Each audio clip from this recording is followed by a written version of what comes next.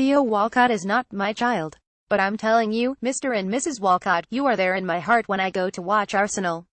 You see, my very own precociously talented teenager has been thrown into the cruelly exposing spotlight, and I recognize why the agonies I go through when the Gunners winger has the ball at his feet feel so familiar, and why the trials of the parent are so different from those of the fan. Maybe it's because we are the biggest fans.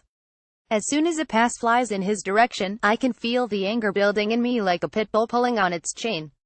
I beg him, please control the ball. Phew, it hasn't cannoned off his ankle, leave the defender sprawling in your wake. Yes, he has bared down on goal like the ball-playing gazelle. We all know you can be. The crowd are on their feet, and then, in the midst of all this frenzy, summon the clinical coolness of the natural goal scorer, and, oh no, he's summoned up his inner wet lettuce.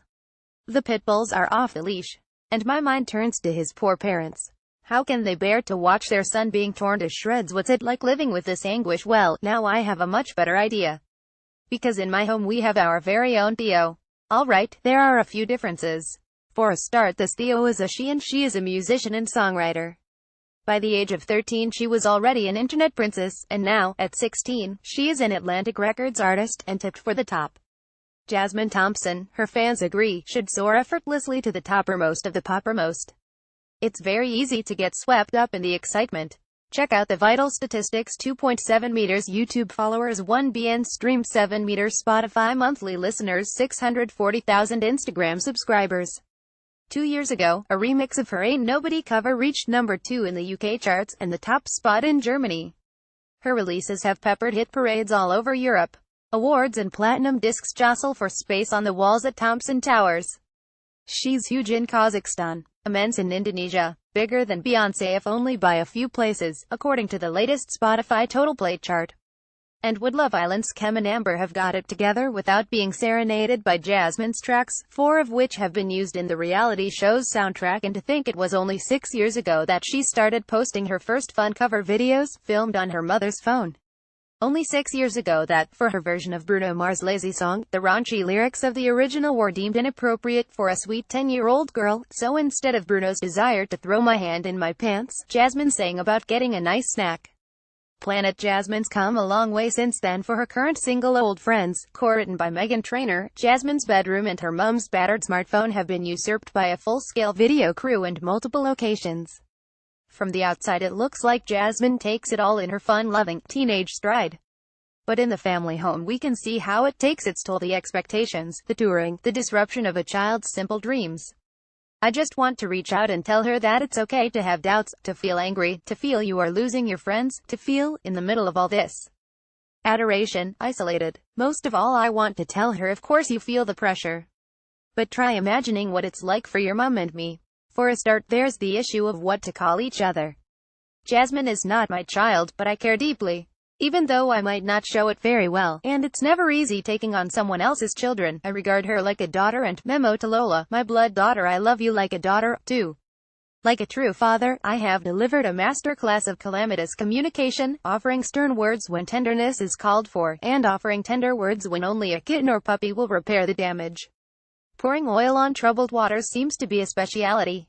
Can I take this opportunity to apologize for that time I threw an empty ice cream tub towards you jokingly, only to burst out laughing when it transpired the tub was not empty, and covered you head to toe in rancid emulsified fats and artificial coloring? The trouble is, there's no word that neatly describes the relationship an adult has with the child of a partner. Stepfather doesn't cut it. Jasmine's mum and I remain resolutely unmarried, and from the time I came into Jasmine's life when she was 8, the last thing I have wanted to do is act like I'm taking the place of her biological dad. So when Jasmine introduces me to friends as my mother's boyfriend, it's a description that, while factually bang on, suggests a certain peripheral quality in the domestic setup. Every time I've seen Jasmine perform, I've left a bit of my soul in the venue, and I don't think that's quite fair. I'm not just thinking of the parents' evenings at school, the terrifying dogs Jasmine made me stroke, the fun we had marching her acrophobic mum up vertiginous cliff tops. I'm thinking of my contribution to her music career. In the early days, before the era of tour managers, musical directors, dressing room writers, who carried the keyboards across London to open mic nights and singing competitions, I did Jasmine and Andrew at home. Photograph Alicia Cantor for The Guardian. It's the emotional investment that lifts me onto the parental pedestal and qualifies me to be seen as more than mum's bit on the side.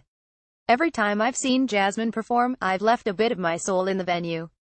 The heart-melting side of her, maybe 9 years old, dwarfed by the mic stand, at a Battle of the Bands in Plymouth.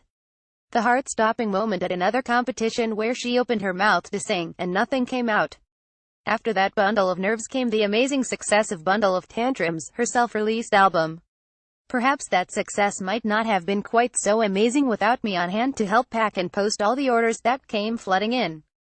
In recent years, Jasmine's horizons have expanded from small gigs in South London to festivals in South Africa, skateboarding in Stockwell to songwriting in Stockholm, and weeks go by when I barely see her. So it was a shock to realize that old emotional roller coaster was still in me when her headline tour rolled into London a few weeks ago, and I caught up with the show for the first time in years. Jasmine had a band. The act had been blooded in concerts all over the US and Europe.